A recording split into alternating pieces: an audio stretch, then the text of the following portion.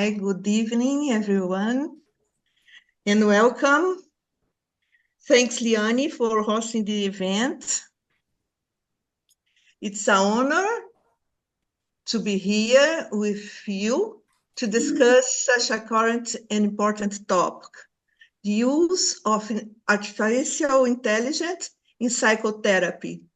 We know that technology is transforming various fields, but in psychotherapy, a crucial questions arise. How can we use technological tools without losing the human touch? And it's so essential for our profession and our well-being. That is what we will talk about today. And next, Pascal Dean will introduce the key topics around the current use of AI in psychotherapy. Good evening, Pas. Good evening to all of you. Thank you for being here and helping us and discussing together on this topic of artificial intelligence and psychotherapy. We will first make a presentation, then we will discuss in small groups, and then we will come back in the big room to bring together what we have discussed in the small rooms. Before we start, I would like to thank Liane Singh for hosting the event. And Leticia, you can put a video so that we can all come in the same boat on what is happening in the topic of AI in psychotherapy. And a human therapist. I say human because AI has now taken over therapy as well. OpenAI's popular chatbot ChatGPT now conducts therapy sessions, believe it or not. But the question is, are they good enough? A manager at the AI firm OpenAI, Lillian Wang, recently caused quite a stir when she shared her unexpected encounter with OpenAI's popular chatbot ChatGPT. In a tweet, Wang described her conversation with ChatGPT as quite emotional, a personal conversation. Her post raised eyebrows and sparked a debate online. Research conducted by MIT and Arizona State University supports Wang's opinion about ChatGPT. The team conducted the research on over 300 participants, and each participant was asked to interact with mental health AI chatbot program. And the researchers divided the participants into 3 separate groups. The first group was told the chatbot is empathetic. The second group was in fact told that it is manipulative, while the third group was told it is neutral in its response. The results revealed that those who believed that they were talking to a caring chatbot were more likely to trust their AI therapists. The study highlights a growing trend in the tech world. Interestingly, the idea of chatbots as therapists dates back to the 1960s. The first chatbot, called Eliza, was developed to stimulate a form of psychotherapy. And nowadays, many companies are working on apps that provide AI-based therapy, companionship, mental health support. However, this field remains a source of concern. Critics argue that artificial intelligence may fall short in providing genuine emotional support. So if given a chance, could you opt for an AI therapist? Okay, so I would like to make this presentation not too long, only to have an idea of what is happening in the field of psychotherapy, where AI has already entered, and we don't think, or we think that this will increase and grow over time. So the first reflection that I would like to open is that in the last decades, technology has advanced strongly, but the emotional level of the societies have not developed in the same degree. So that brings an issue on how humans use and what use they make of technology and AI. So this specifically in the field of psychotherapy. So AI has been already implemented in every level of psychotherapy, that is in research, diagnosis, and therapy.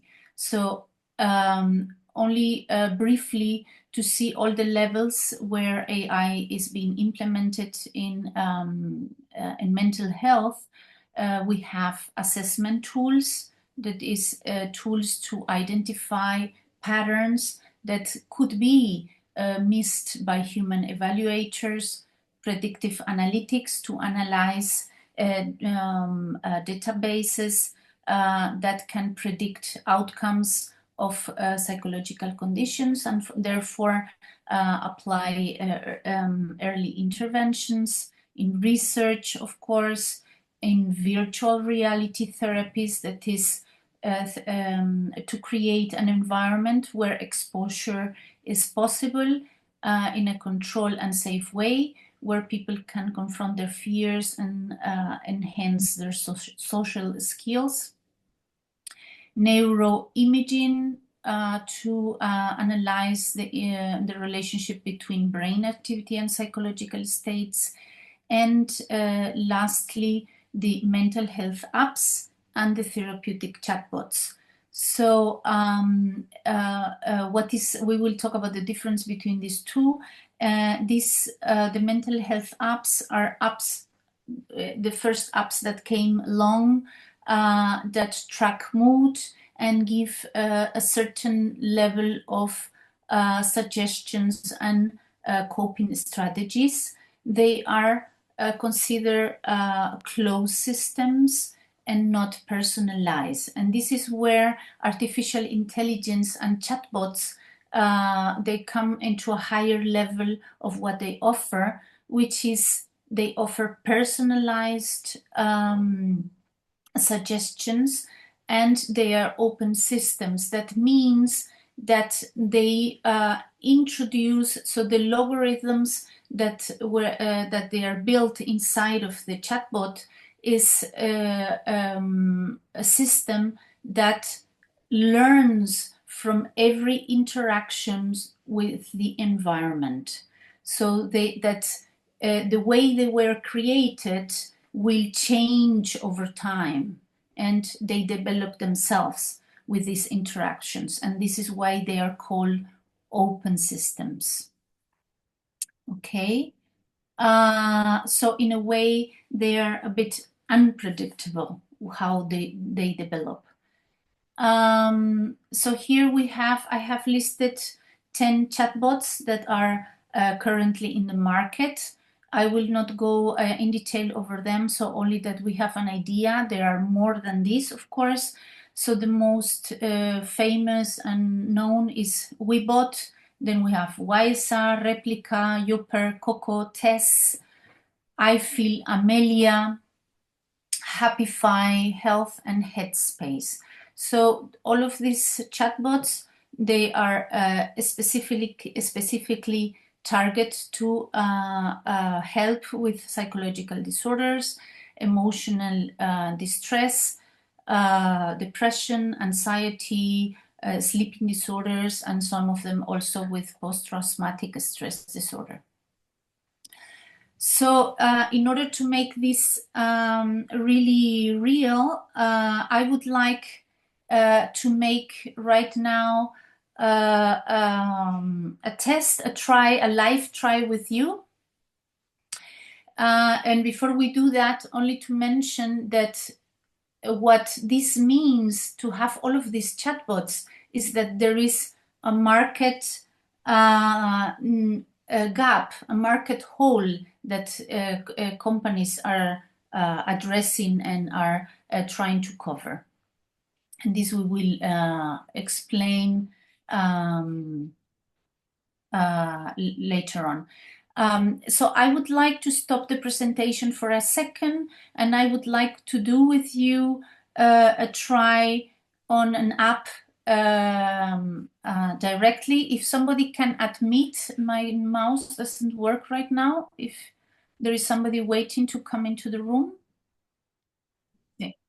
So I'm going now to make a live try so that you have an idea of how this works. I will use ChatGPT, which is not specifically for therapy, so that you have an idea how this works. So I start. I feel today really sad and anxious because I have lost somebody very dear to me. I'm so sorry for your loss. It's completely natural to feel sad and anxious when you've lost someone dear. Be kind to yourself during this time, and don't hesitate to reach out to friends or family for support. If you need someone to talk to, I'm here for you. I feel so lost from this loss. Losing someone dear can leave you feeling adrift. It's important to give yourself time and space to process everything. Lean on those around you and don't be afraid to ask for help if you need it. And remember, I'm here to listen whenever you want to talk. I don't know what to do. I feel so lost. It's okay to not know what to do and to feel lost right now. Grief can be really disorienting. Try to take things one moment at a time and focus on small steps. If you need support or someone to talk to, I'm here for you. Okay, this is an example. You have seen that I have asked the same questions several times. And this is the interesting thing about artificial intelligence, that you don't get the same answer every time you answer the same question. Yeah? So that it gives you the feeling that you're really talking to somebody that is acting and responding in a human-like form.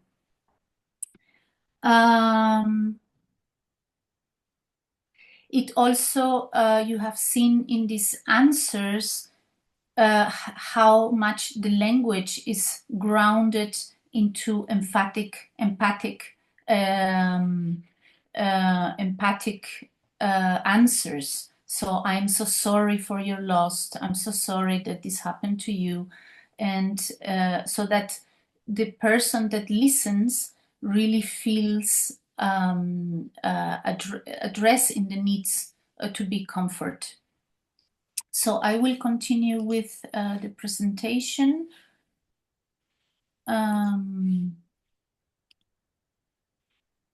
Which platform was this, Paz? ChatGPT.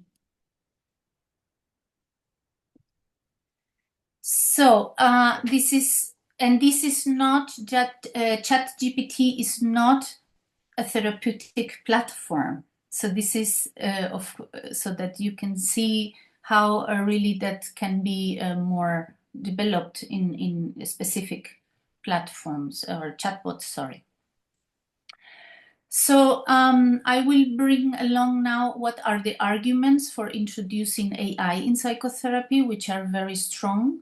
The main argument is therapy for everyone. That means we have mental health crisis in the world that is increasing and increasing over time. We have mental health issues have come in the world from number 10 to number 6 in health issues and burden. So they are coming there. We are having more and more problems with mental issues.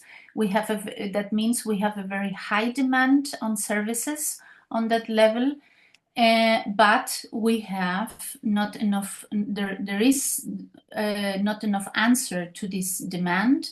A very long waiting list in the public systems and very high costs of human private therapy. And also associated with costs in the absence of work and on the health level with suicide risks. What AI brings is accessibility without limitation of time or location. You can reach for AI therapists anytime, anywhere you need it. So this immediacy can save lives and costs. And on top of this, the results of surveys show that users find AI therapy very useful. So to see a little bit more closely what the problematic is in the mental health level, we see that in average in the world, we have 9 mental health professionals per 100,000 people. This is the average. So that means mental health professionals means psychologists, psychiatrists, and any other therapists that work in the mental health. So this is a very low response to such a severe problem. So we have also, in order to have a view of the mental health problems we have 1 out of 8 people it's considered to have a mental health disorder categorized by the DSM or the CIE. Only 71% of people with psychosis receive mental health services, and only 2% of the health budgets are dedicated to mental health issues. So as you see here in a very short presentation, the problematic is very severe, very strong. So on the other hand, this AI that have entered in the field of psychotherapy have already very fast growth, and we have 1.5 million people had at least one conversation with a chatbot within the last year. 1.5 million people. So this is really a very strong demand. And the results of the study says that the symptoms of anxiety get better with robotic therapists, that with these chatbots, that the people feel more free to disclose sensitive information, and there is a reduce in the distress after talking with a robotic therapist. So what are the contra-arguments to AI in psychotherapy? So first of all, it is advertised as a tool for everyone, but this is partially incorrect in the way that you have to pay a subscription to use it, which means there is always a threshold to use and a market behind it. The therapy is starting to be marketed on a larger scale and controlled by corporations. Therapy stops being a health service and becomes a business. And when you research a little bit on AI and psychotherapy, you fall, and this is why I put the video at the beginning, they ask always the same questions, 2 main questions. Does it really work? And how can we bring psychotherapy to everyone? And of course, to a certain degree, this is correct. It does work. So the people say it helps, and it reaches larger amounts of people. But I would like to offer you a different type of questions that I think are more fundamental and that need to be asked. And these questions are some, and maybe we can open other questions. But the questions I came to realize are: what does a human being need to lead a fulfilling life? Is it a machine? Does AI contribute to solve the world isolation crisis that we live in? And does it create an delusion of real contact? That I think it's also very important to address. I cannot go further for some reason. There you go. So chatbots offer a social and psychological support in situations where human interaction is not preferred or not achieved, like contacting friends, contacting family, or seeking for professional support, so that we see with the introduction of chatbots that there will be, when this becomes more and more normalized, people will reach out in times of need of emotional support to a machine instead of reaching to another human being. And I think this is fundamentally wrong. And we have to, as mental health professionals that we have to really raise our voice, or I would like to raise my voice on this aspect. And the other issue with chatbots and artificial intelligence in psychotherapy is that also enhance the dependency on technology and creates maybe a problematic on addiction in technology. So coming to what specifically we do, which is body psychotherapy. So I ask myself, what kind of therapies are easier to replace with AI? So we have cognitive therapies like CBT are already applied in the chatbots through protocolized interventions. And what about body psychotherapy? So body psychotherapy is based on somatic resonance, bodily sensations, and the energetic field created between patient and therapist that proposes a specific non-protocolized intervention. It is based not on our response, but on bodily interactions. So out of that reason, body psychotherapy will be unlikely substitute by artificial intelligence. For some reason, there we go.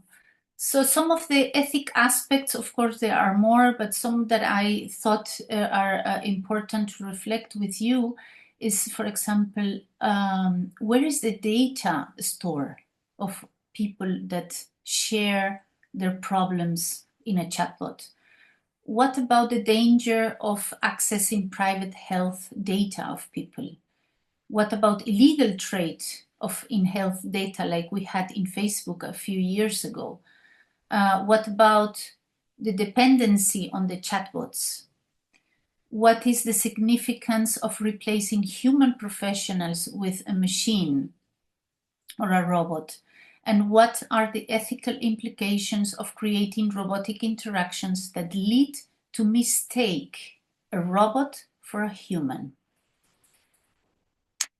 And this is the last screen. This is an image that resembles or reminds us to this painting in the Sistine Chapel by Michelangelo, where God touched Adam, or reached out to touch Adam.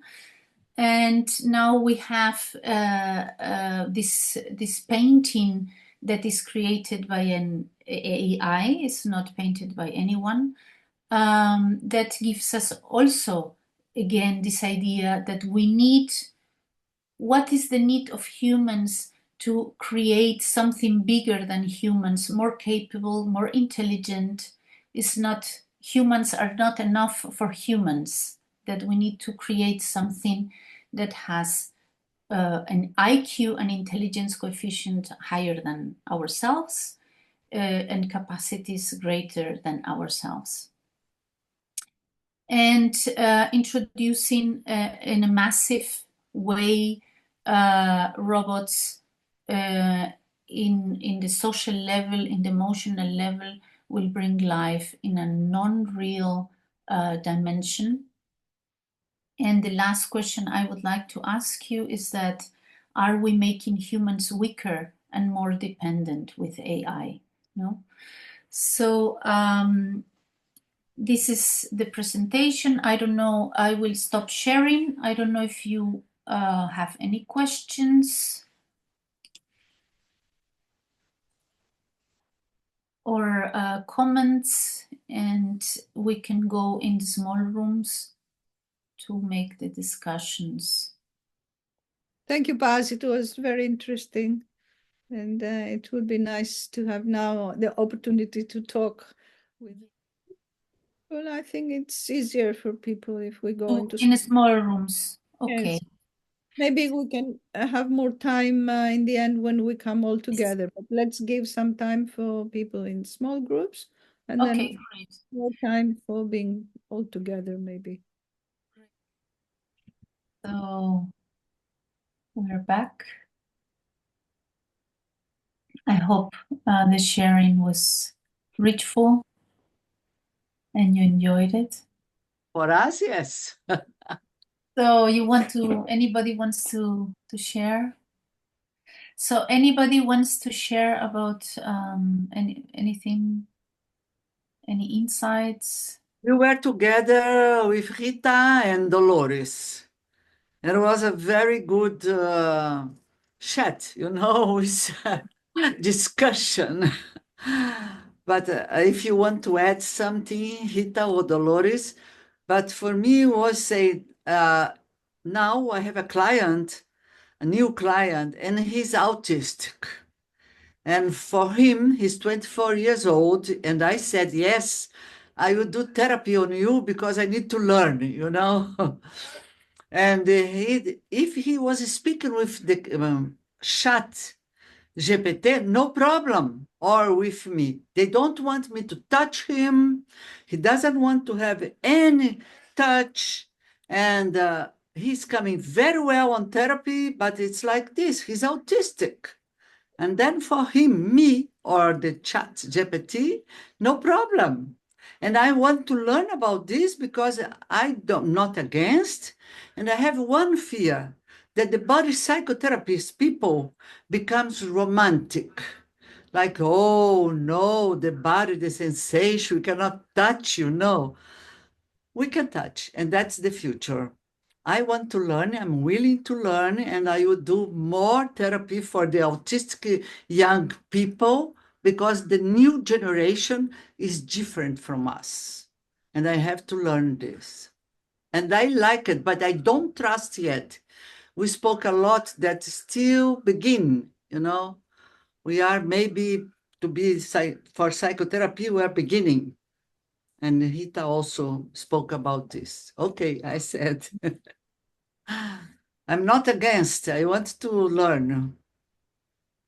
Sorry, Liani, what did you mean about touch? I didn't understand. Because my client, he's autist. Yeah. And he doesn't allow me to touch him or to Yes. near or to do something. Yes.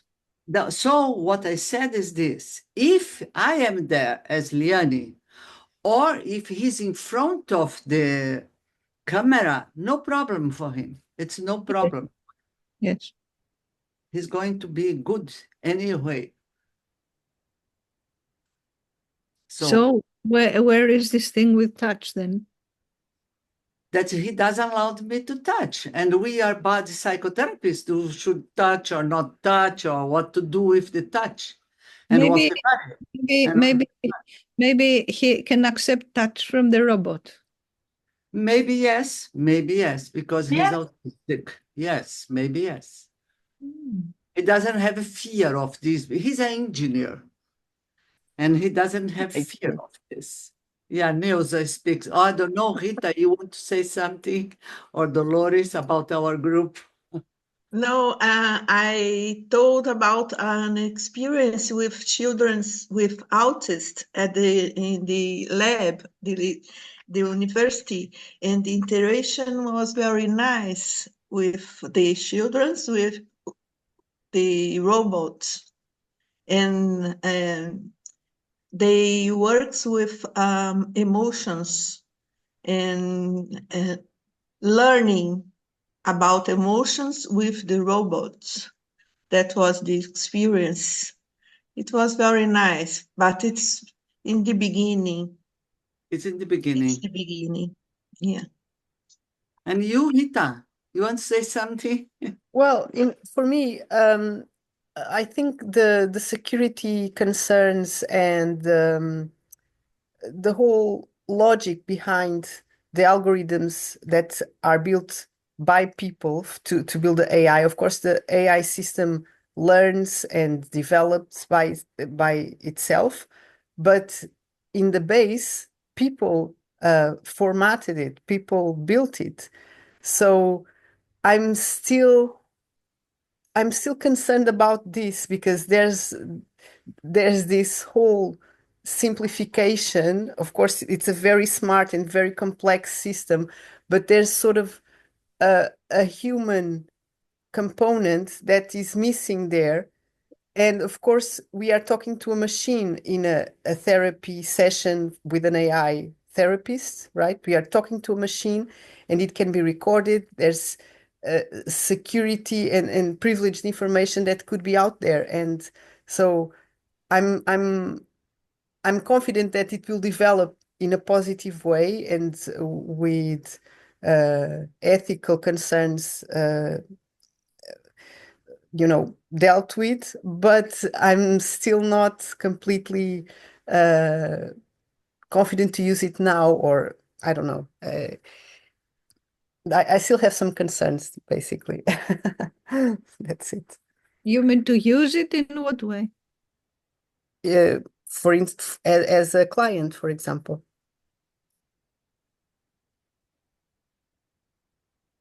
To We have are a not, no, to be a client. To be a client and to use. to be a client, yourself to be a client. Yes. Okay. What we discussed, that was it's new. It's only the beginning. Yeah, sure. There's only, can we trust or not? But that will be there.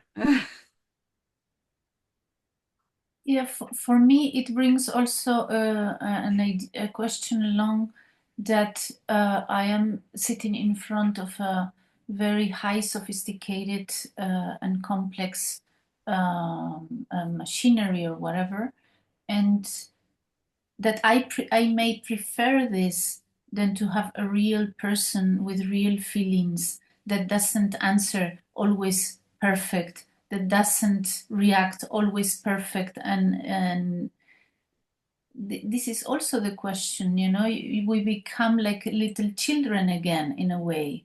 This uneven relationship of having like somebody more intelligent, more capable, is like becoming children in a way.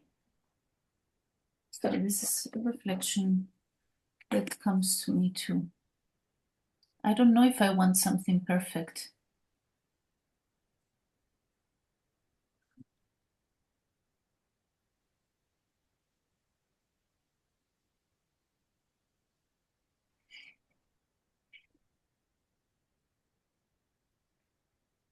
And then another thing that I share in the small group that I didn't share in the big room that is important is that psychotherapy trainings will be also be given by AI in the universities and outside the universities. And this is also a scenario that is coming.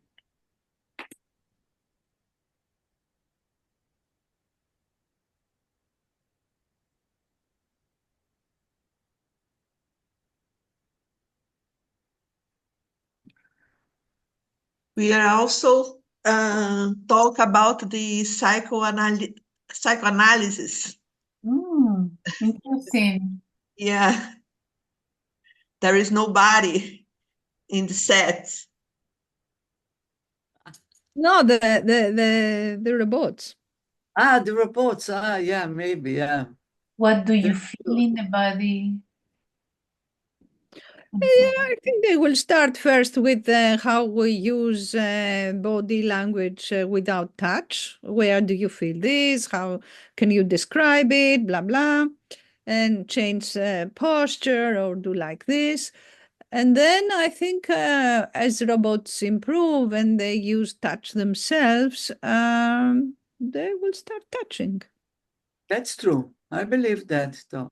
And they will start also talking about their sensations, their feelings. Transparent. Body. Transparent.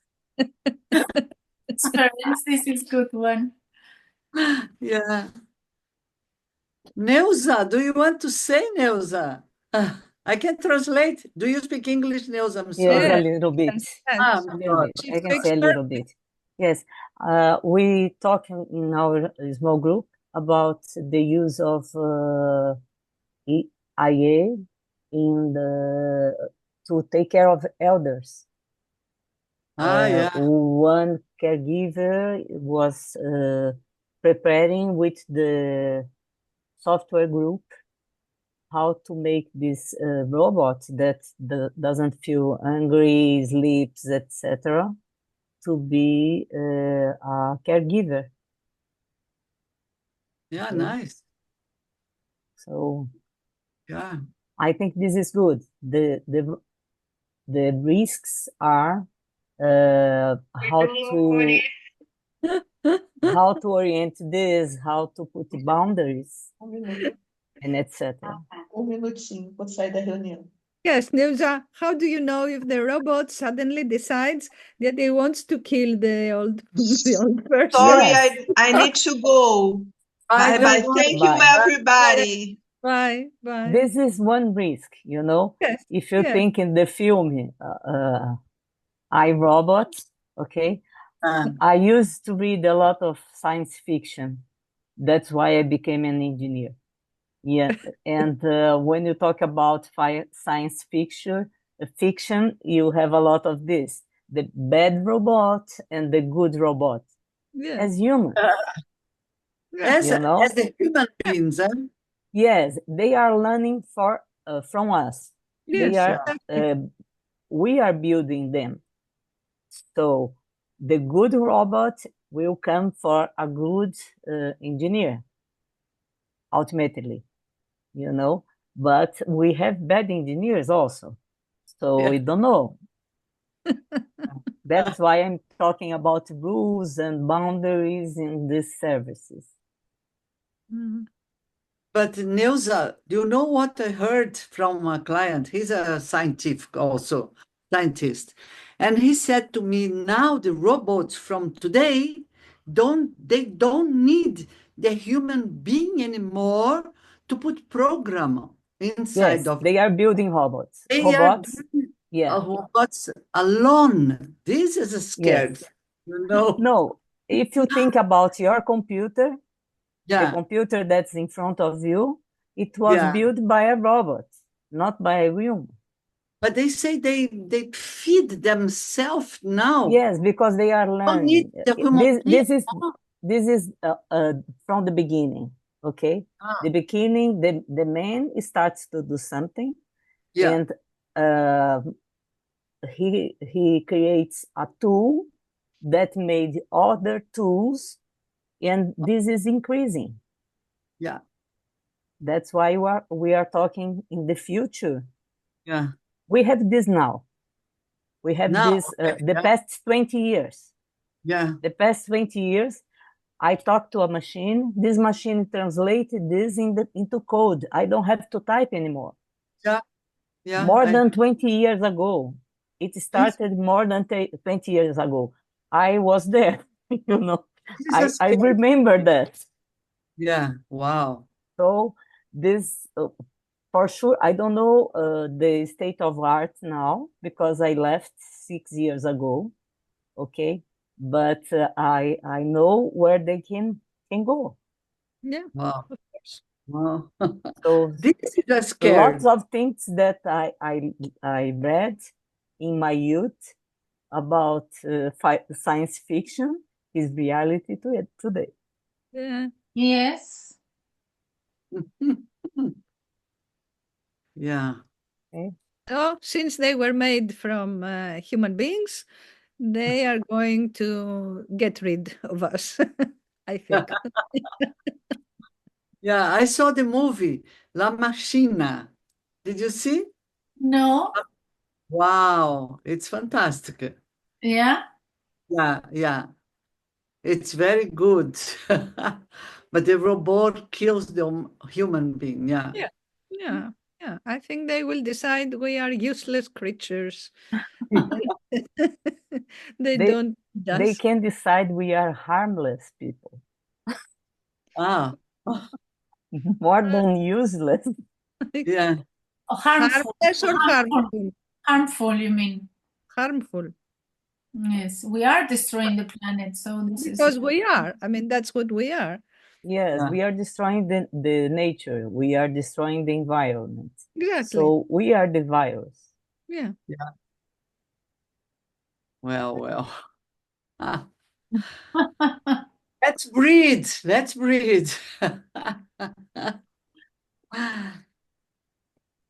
Very good. Very good. So paradise will come for the robots. I'm so glad that I'm 81 years old, you know. that you don't have to. Liani, maybe they will screen people and they will say, you're a good person, you can stay. You're a bad person, you have to go.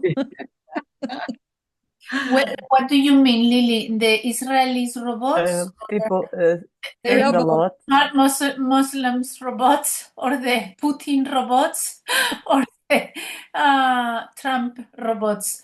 Because this is another issue, no? Yeah. People, I'd like to thank you, but I have to leave. Yes. Yeah. It was nice to meet you all. Yeah, thank Bye. you, Neuza. Thank you. Bye. Neuza, come back to the institute, huh? We need Yes, you. Okay, I'll call you. we'll talk. Bye-bye. Bye. Bye. Who's Alexandra is here?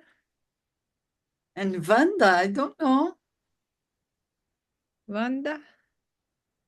Hello, it's from Portugal. I cannot speak. I'm in an environment that I cannot present myself. I'm from Portugal. Well, thank you for Okay. have a nice conference. I will be in double task. Okay, thank Thank you. And anybody else wants to say something? So somebody came. I was wondering about Alexandra. She must be from Greece. Hi, Bruno. Hello, everybody. Hello. I just From came at Brazil. the end right now. This is an amazing topic, and I got the finishing up of the discussion, and I was remembering this hypothesis about the superintelligent singularity, where the guy explained, just for us to understand the motivations of the machine that can be very different from human motivation. He would say, if we were to think of an intelligence that would take over a factory that the engineer programmed to deliver paper clips, imagine that the objective of that intelligence is to maximize the production of paper clips. And he said, imagine that intelligence would understand that humans would be stopping the maximization of paperclip production because it was using the resources that might be taken up by the factory. So we would have motivation to finish. These paper clips, this one? Yeah, like an example in the future. Yeah. So, yeah, imagine the factory of the intelligence, the AI, the goal would be to maximize paperclip production. So the machine would understand eventually that humans would be limiting the production of paper clips because we use resources. So that would be a motivation for the AI to kill humans to make the largest paperclip factory imaginable. So just a small engineering error would create chaos. My God. Just a catastrophe as an example, just to pick our brains to think a bit about this AI. Yeah. Oh, well. So for one thing, it will not be boring. Definitely not. We will have always somebody to talk to. With these social robots. To try to understand how they develop. So in any case, they are supposed to have a higher IQ than anybody any human. So hopefully they will not produce more paper clips than needed. It can be a specific intelligence, right? Human intelligence may be very different than their intelligence. Yes. Yeah, or not anymore Elon Musk. 10 Elon Musk is too much. And you imagine, this is a good point, Liane. Yeah, if we had so many Elon Musk in the planet, we don't have enough air to breathe. Can you imagine Trump and Elon Musk together? That's incredible. Wow, the power and the technology, huh? That's make us to feel fear. Absolutely. Bruno, you didn't present yourself. Oh, yeah, that's right. I'm Bruno from Brazil, from YABSP. I'm in my last year finishing up, right, my training. Wow. And my paper is actually about how social media can impact our youth, right, young people, and what does body psychology have to do with that, and how can we think of what's going on today with social media. So I'm really interested in this topic. I'm really excited about everything that's being studied right now. So thanks, guys. Very interesting. For sure. And a lot of information is starting to being gathered now. So the impacts on mental health, right? We have a lot of research on how young this new generation, there are large variations in mental health items such as suicide or self-harm and loneliness and the lack of motivation to be financially independent. So there are a lot of changes that a lot of scientists are now starting to relate with social behavior online. So how does that impact our socialization? So I'm very worried, but very excited about all these new possibilities technology brings. And yeah, hopefully we can do something to add, right? Yeah, how to turn it in a positive way, to influence it in a positive way. Exactly. There is a very interesting news recent on this line that Finland had a few years ago, I don't know, 10 years ago or something, invest a lot of money to digitalize education. And now today they have seen the consequences of digitalization in the education and the impact of mental health of children. And they're investing, I don't remember the number, so it was a very large number, to take away the digitalization of education and going back to paper and pencil, to go back to books and so on. So it's Finland, yeah? Finland, yes. Finland. It seems, I heard about, yeah. It seems that the cognitive function also working with tablets and so on is not helping the development also of children, not only leave alone dependency and so on, no? But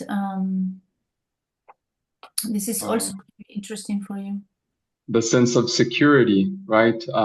There's the cognitive development. So how we develop these skills, what is the manual work of training, of repetition, of gaining dexterity, like how can we engage with the body to learn what the impact of that is, right? It might be still pretty new to understand.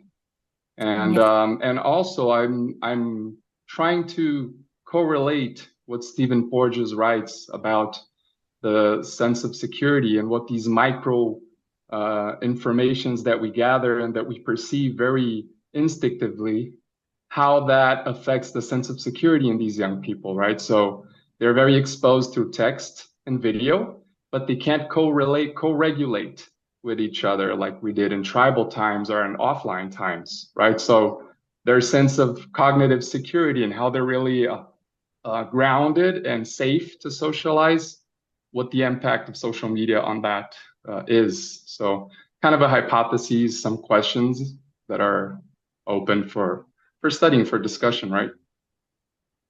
Yeah, maybe the next could be social media. Huh? The next meeting here, because also the next meeting, you mean on social media? I think it's about sexuality and AI. also. No? Yeah. I think the next topic. We had sexuality in AI, because this is a very clear business where a lot of women are being created, and where a lot of loneliness and body contact goes through these robots, human-like.